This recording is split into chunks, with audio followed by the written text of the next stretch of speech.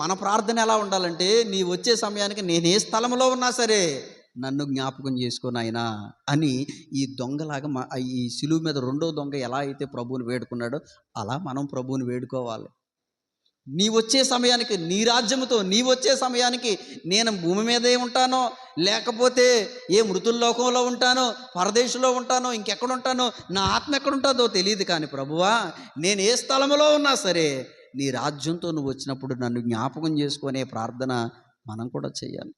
కాబట్టి ప్రియమైనటువంటి దేవుని బిడ్డలారా, మనం గమనించగలిగితే గనక, మనం చదువుకున్నటువంటి ఈ వాక్య భాగాలలో వ్రేలాడదీయబడినటువంటి ఇద్దరు నేరస్తులలో రెండవ దొంగ చాలా తక్కువ సమయంలో ప్రభు గురించి తెలుసుకున్నాడు.